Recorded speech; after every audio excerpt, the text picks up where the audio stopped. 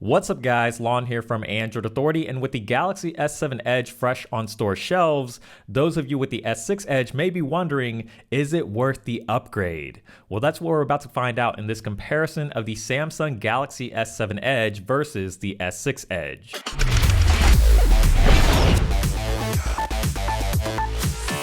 So the Galaxy S7 Edge is not a complete redesign from last year's S6 Edge. It's more of an evolutionary upgrade, so you're going to notice that they look pretty similar. They're both made of the same glass and metal construction, which means they're both slippery in the hand and crazy fingerprint magnets, but the S7 Edge is slightly bigger due to having a larger display. Despite the size difference, the S7 Edge is actually the more comfortable phone to hold. The S6 Edge is definitely easier to use in one hand because it's a smaller phone, but the prominent chamfers on the S6 Edge makes the phone feel sharp, whereas on the S7 Edge, Samsung has pretty much rounded off every angle, including the backside, for a much better in-hand feel, and it is by far one of the best feeling phones I've ever held. The button layout is pretty much identical too.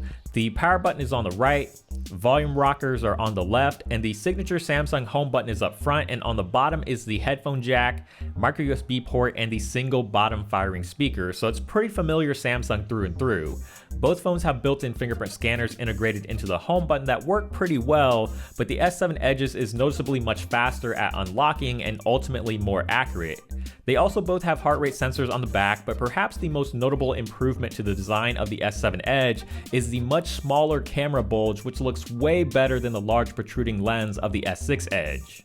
The biggest difference between these two phones are a couple of hardware features that you may not notice right away just by looking at them, but they're features that Samsung had before, got rid of last year, and now they're back again. So the first difference is the S7 Edge is IP68 water and dust resistant, which the S6 Edge does not have. You can't really tell that from the outside since there aren't any flaps covering any of the ports, but that's because the sealing is all done from the inside. This doesn't mean that you should go throwing your phone in a lake or anything, but it does have practical uses like protecting your phone in a rainstorm, the occasional spill, or the one that has happened to everybody at least once in their lifetime, dropping it in the toilet. The second huge difference is the comeback of micro SD card expansion. Again, this is another difference that you can't spot between the S7 Edge and S6 Edge from the outside.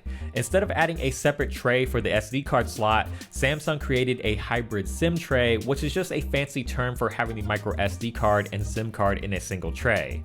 So last year, to make up for the lack of an SD card, Samsung offered a 128GB model, but since micro SD card expansion is back on the S7 Edge, there's only a 32GB version this year with support for up to 200GB of extra storage to store all of your photos and videos. On the front of the phone, the S7 Edge has a 5.5-inch display over the 5.1-inch of the S6 Edge.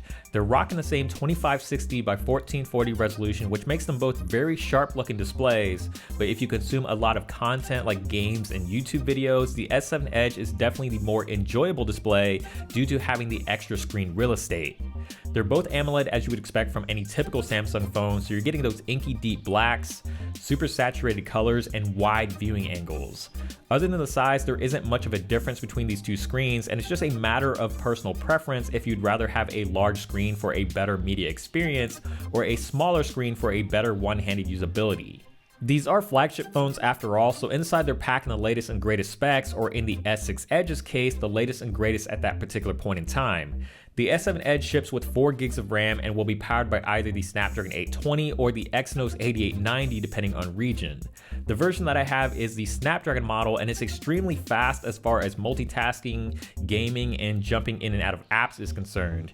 You do notice some typical stutters or quote-unquote Samsung lag from time to time, especially when swiping through home screens, but otherwise the experience is really top-notch, and that aggressive RAM management that has been an issue with Samsung flagships in the past doesn't seem to be much of a problem on the S7 Edge. The S6 Edge, on the other hand, is running on 3GB of RAM and Samsung's own Exynos 7420, which is the only version of the phone that you'll find since Samsung opted to purely use their own processor last year. That isn't a bad thing though, because the 7420 was one of the first processors to use a 14nm process, and it's still a beast of a processor. Despite being a year old at this point and going through several updates, the phone is still very responsive and fast with most things like multitasking and gaming. General navigation isn't quite as fluid as the S7 Edge, especially within the TouchWiz launcher, and you're also not getting as good of RAM management either, but this is still a very respectable phone in the grand scheme of things when it comes to using it on the daily.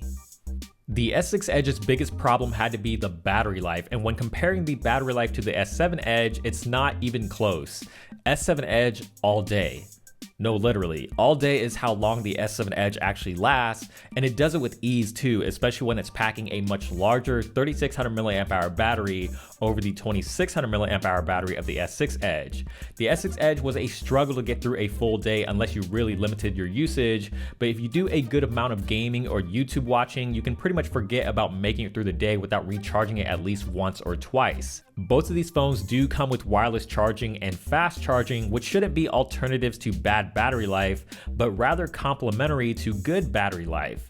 In the S7 Edge's case, Samsung got it right, but with the S6 Edge, you're going to find yourself taking advantage of these features more often than you would like. Taking a look at the cameras, the S7 Edge features a 12 megapixel f1.7 lens versus the 16 megapixel f1.8 lens of the S6 Edge. Initially, you may be thinking, isn't this a downgrade? And on paper, it may sound like it, but megapixels don't determine everything when it comes to image quality.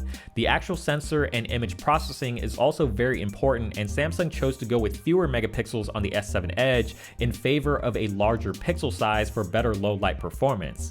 The S7 Edge is also utilizing dual pixel technology that allows for much faster autofocus in all lighting conditions. This applies for both photo and video, and you can really see how much faster the S7 Edge focuses over the S6 Edge. While the S7 Edge is practically instantaneous, the S6 Edge is much slower and drifts in and out of focus before finally locking onto a subject. As far as image quality goes, if you're just looking at these photos at face value, you won't really notice too much of a difference. They both take great looking photos with vibrant colors and plenty of detail, but the S7 Edge's photos are ever so slightly warmer, and if you zoom in and pixel peep, you can see that the S7 Edge's photos are a little bit more aggressive with the over sharpening. In some cases, like low light for example, where details tend to get muddy or soft, this extra sharpening actually helps a lot in preserving some of the detail. The S7 Edge also does a slightly better job at handling highlights, and when taking macro shots, you can really see how much of a difference the f1.7 aperture of the S7 Edge makes over the f1.8 aperture of the S6 Edge in terms of a brighter photo and a creamier bokeh. So with the software, both the S7 Edge and S6 Edge are running on Samsung's TouchWiz interface, but the S7 Edge has the latest Android Marshmallow, whereas the S6 Edge is still stuck on Lollipop. At least this Verizon model is anyways. You'll also notice some aesthetic changes within TouchWiz going from the S6 Edge to the S7 Edge. They're nothing major, but little things like the cleaner blue and white color scheme in the notification shade and the new animation and transition effects makes TouchWiz feel a little bit more polished over previous versions. Most of this doesn't really make a huge difference because if you're really unhappy with the way that it looks, the theme store is available on both devices to tweak and customize the look and feel of TouchWiz to exactly how you want it. The biggest difference is the new features that the S7 Edge is packing. The first one is the always-on display. This takes advantage of the AMOLED screen by lighting up only the necessary pixels to show you the clock, calendar, or an image. It can show notifications too, but only from Samsung apps at the moment, so the functionality is pretty limited, but since it doesn't make much of an impact on the phone's battery life, it's not a big deal if you leave it turned on. Secondly, the Edge features that were first introduced on the S6 Edge are revamped and much more useful now. It's wider to allow twice as many applications to be stored and for more information to be shown, such as stocks, sports scores, and weather through what Samsung calls the Edge panels. There's also a new Task Edge that lets you create shortcuts to common tasks such as creating a calendar event, setting an alarm, or even taking a selfie. The S6 Edge is currently missing a lot of these features, but when the S6 Edge first came out, it didn't even have an Apps Edge, and that eventually came through a software update, so it is perfectly possible for Samsung to bring a lot of these features to the S6 Edge later down the road. So at the end of the day, if you're a current S6 Edge owner contemplating an upgrade to the S7 Edge, asking yourself if it's worth it, the answer is it's totally worth it. It's got a much more refined design, a larger display, an improved camera and faster processor, and most importantly, it's got great battery life. I think the improved battery life alone makes this phone worth getting, so do yourself a favor and make the jump, because I think you'll be plenty happy that you did. As always, thank you guys so much for watching this video. Hopefully you enjoyed this comparison of the S7 Edge versus the S6 Edge. And if you did, please give it a thumbs up down below. We definitely appreciate it. And also subscribe to the channel, which is also down below. And feel free to follow us on all of our social media like Snapchat, Instagram, Twitter, all that stuff. And feel free to follow me on Twitter as well. All the links are in front of you right now, so check them out. And also check out the website as well, androidauthority.com, because we are your source for all things Android.